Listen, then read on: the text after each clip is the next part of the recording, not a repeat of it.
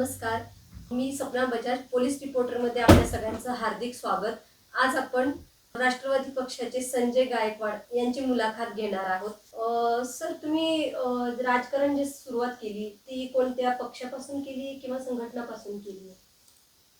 मी ज्यावेळेस उदयगिरीला कॉलेज असताना उदयगिरीला माझं BA झालं आणि त्या अनुषंगानं प्रत्येक उदगीरमधला आम्ही आढावा घेतला. प्रत्येक ठिकाणी पुतळे आहेत आणि बाबासाहेबांचा आहे, छत्रपती शिवाजी महाराजांचा आहे, परत शाहू महाराजांचा आहे. तर आम्हाला असं वाटलं की मी पहिला फर्स्ट कार्यक्रम माझा म्हणजे चळवळीत काम करण्याचा म्हणजे कैलासवासी विलास भोसले मित्रमंडळापासून मी काम चालू केलं. त्यानंतर करत असताना मित्रमंडळामध्ये आमची टीम सर्वात मोठी उदगीरमध्ये कार्यरत झाली. त्या अनुषंगाने मला असं वाटलं की आपण थोडं अजून आपण समाजकार्याकडे वळावं. त्या अनुषंगाने आम्ही उदगीरमध्ये मातंग क्रांती सेनेची स्थापना केली. मातंग क्रांती सेनेची स्थापना केल्याच्या नंतर मग आमचे गुरु म्हणले तर चालेल आणि त्यावेळेस मातंग समाजाचे नेते आदरणीय बंशीलालजी कांबळे साहेब यांच्या मार्गदर्शनाखाली आम्ही मातंग क्रांती सेना चालू केली. त्यानंतर आम्ही अण्णाभाऊ साठेंचा पुतळा या ठिकाणी नाही म्हणून आम्ही फार कष्ट घेतले आणि अण्णाभाऊ साठेंचा चौक नांदेड बिदर रोडवर आम्ही तयार केला. मग तिथं आम्हाला अडचणी आल्या. मग त्या अडचणीमध्ये अग्रगण्य म्हणजे आमची टीम म्हणजे कुठली कैलासवासी विलास भोसले मित्रमंडळ. मग त्याच्यानंतर आम्ही साहेबाकडे जायचं. मला वाटते त्यावेळेस मला काय अनुभव नाही. उगले साहेब सुद्धा मित्रमंडळाचे कार्यकर्ते म्हणजे कॉलेज पिरियड असतानापासून.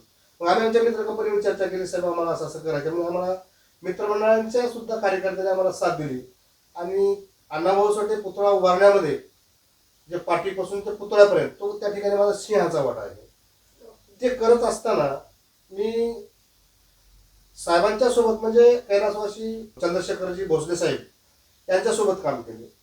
ते कामाच्या माझा आढावा घेऊन साहेबांनी मला म्हणजे राजकारणामध्ये साहेबाकडे मी अट्रॅक्शन झालो. मग त्यावेळेस मला राजकारणाची गोडी लागली. अच्छा, म्हणजे सरांकडून चंद्रशेखर भोसले यांच्या पक्षाकडून आपली सुरुवात झाली. हा, आणि मी तेव्हापासून मी आजपर्यंत मी राष्ट्रवादी काँग्रेस शरदचंद्र पवार पक्षाचा निष्ठावंत कार्यकर्ता आहे. त्यांच्या पक्षातल्या कोणत्या नेमक्या गोष्टी आवडतात तुम्हाला? राष्ट्रवादी काँग्रेसमध्ये आदरणीय देशाचे नेते शरदचंद्रजी पवार साहेब एक असं आदर्श व्यक्तिमत्व आहे की त्यांना तळागाळापासून ते म्हणजे आउट ऑफ कंट्री आपण जे म्हणतो देशाच्या बाहेर सुद्धा जे येता माणसाचे जे मूलभूत गरजा आणि माणसांच्या सोबत कुठल्या त्यांना सुविधा सोयीसुविधा आहेत हे पूर्णपणे अभ्यासपूर्ण असा जाणता राजा म्हणजे शरदचंद्र पवार साहेब. म्हणजे आम्हाला पवार साहेबांचे एक आम्ही त्यांना एक आमचा जाणता राजा म्हणून ओळखतो आणि आम्ही त्यांना दैवत आमचं सुद्धा म्हणून आम्ही त्यांना संबोधतो. छान गोष्ट. शरदचंद्र पवार साहेबांचे वलय पूर्ण महाराष्ट्रभर प्रभावशाली आहे असे आपल्याला वाटते का? हो, कारण काय पवार साहेबांचे विचार एक असे विचार आहेत की डॉक्टर बाबासाहेब आंबेडकर, छत्रपती शाहू महाराज, फुले शाहू आंबेडकरांच्या चळवळीतील अग्रगण्य म्हणजे दूरदृष्टीचा नेता आणि आपण ज्याला म्हणतो की तळागाळातल्या लोकांपर्यंत जे कुठल्या सोयीसुविधा ते पोहोचण्याचं काम आणि पुरेगामी विचारांचे जे विचारवंत त्यांच्यापैकी आम्ही पवार साहेब त्यांच्याकडे सगळ्या काही जे लोकांच्यासाठी आपण लोकांकडून केलेलं राज्य म्हणजे लोकशाही. म्हणजे लोकशाहीमध्ये जे काही मूलभूत गरजा असतात किंवा अडीअडचणी असतात ते ह्या सर्व प्रकारचे जाण पवार साहेबांना असल्यामुळे आम्ही त्या ठिकाणी कार्यरत. Yes sir. मग आता येणारी जी विधानसभाची निवडणूक होणार आहे ना, तर त्याच्यामध्ये शरद पवार पक्षामध्ये उमेदवारी नाही दिली तर काय करणार? ते आम्ही समाजकारणाचं आणि राजकारणाचं ज्ञान असल्यामुळं आम्ही जरी मला पक्षाने नाही स्वीकारलं तरीही मला चालेल, मी नाराज होणार नाही. कारण काय की Pawar saheb is the great man.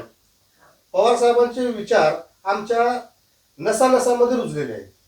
त्याच्यामुळे मी पक्षांच्या सोबतच राहील.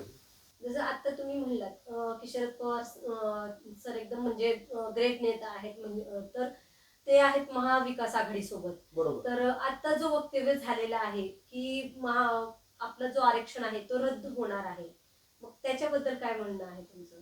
हे बघा मॅडम, आरक्षण संविधान बदलण्याचा हक्क हा कोणालाही नाही, कुणी संविधान बदलू शकत नाही. तर पवार साहेबांचे असे विचार आहेत की फुले शाहू आंबेडकरांच्या विचाराचे छत्रपती शाहू महाराजांच्या नंतर पुन्हा वसंतराव चव्हाण, वसंतराव पाटील आणि अग्रगण्य नेत्यांच्या सोबत होते. म्हणजे अनुभवी नेता म्हणून आम्ही पवार साहेबांना ओळखतो. आणि ते नुसते महाराष्ट्राचेच नेते नाहीत, तर पवार साहेब हे देशाचे नेते आहेत.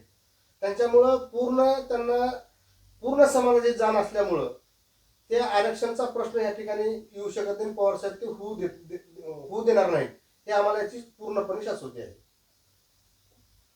तर सर तुम्ही पक्ष संघटन बांधणीसाठी आजपर्यंत काय काय विशेष कामगिरी केलेली आहे? पक्ष संघटनेसाठी मी अगोदर काम केलं जळकोट तालुक्यामध्ये, नंतर तालुक्यावर केलं, जिल्ह्यावर केलं, प्रदेशवर केलं. मी आता सध्या सामाजिक न्याय विभागाचा प्रदेशचा उपाध्यक्ष आहे. आणि पक्षातले जे आमचे जे विचार आहेत तो पुरोगामी विचार आहेत की जेणेकरून जी महाराष्ट्रामध्ये जे लोकांच्या जे मूलभूत गरजा आहेत त्यांच्यावर राष्ट्रवादी काँग्रेस पक्ष जास्त भर देत असतो. आणि कॅटेगरीसाठी किंवा कुठल्या समाजावर अन्याय व्हावा किंवा कुणा तुमच्या समाजाचं नुकसान होणं यासाठी राष्ट्रवादीमध्ये आमच्या कुठलं राजकारण चालत नाही. त्यासाठी मी तुम्हाला प्रथम सांगितलं होतं Pawar saheb is the great man. तर ह्या पक्षाचा जे म्हणजे विचार आहे तो आमच्याशी जुळता मिळता असल्यामुळे पक्षामध्ये आम्हाला पक्ष चांगला वाटतो. मध्ये तुमच्या पक्षाच्या किती जागा येतील? आता हे बघा, आपल्या महाराष्ट्रामध्ये विधानसभेमध्ये 288 जागा आहेत. 288 जागेपैकी 29 जागा राखीव सीट आहेत महाराष्ट्रात आपल्या. मग आता डिवायडेड म्हणजे आता महाविकास आघाडीमध्ये किती जागा कोणाला सुटतील याच्यावर अवलंबून आहे. आणि मी महाराष्ट्रभर फिरलो असल्यामुळं की आम्हाला वाटतं तर सेंचुरी पार तर आम्हीच करणार. उदगीरमध्ये प्रतिस्पर्धी एकदम ताकदवर आहेत सर, मग त्यांच्यासोबत तुम्ही कसं लढणार? जे उदगीरची आता राखीव जागा आहे, मंत्री महोदय आपल्याकडे काही दिवस राज्यमंत्री म्हणून राहिले, काही दिवस कॅबिनेट मंत्री म्हणून राहिले. आणि त्यांनी कामं असे भरपूर आणले बरोबर. तर की उदगीरचा फार मोठा विकास झाला असं त्यांचं म्हणणं आहे. पण मला वाटतंय की उदगीरमध्ये विकास झाला, एक इमारती बांधल्या गेल्या आणि त्याच्यापेक्षा वाजवीपेक्षा जास्त त्यांचं म्हणजे फोकसमध्ये आम्ही आणले एवढ्या कोटीची कामं आणली, तेवढ्या कोटीची कामं आणली, तेवढ्या कोटीची कामं आणली. म्हणजे जवळजवळ तुम्ही 5-50 हजार कोटीची कामं तुम्ही या ठिकाणी तुम्ही दाखवलं मंत्री महोदयांनी. मग मला एक प्रश्न पडतो या ठिकाणी की तुम्ही सामान्य जनतेसाठी काय केलं? तर मंत्री महोदयाला जर टक्कर जर द्यायची असेल तर त्यांच्याकडे जर मनी पॉवर असेल तर माझ्याकडे मॅन पॉवर आहे.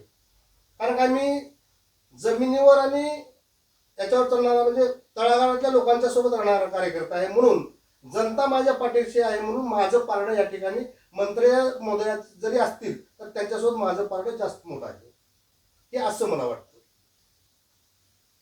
धन्यवाद सर.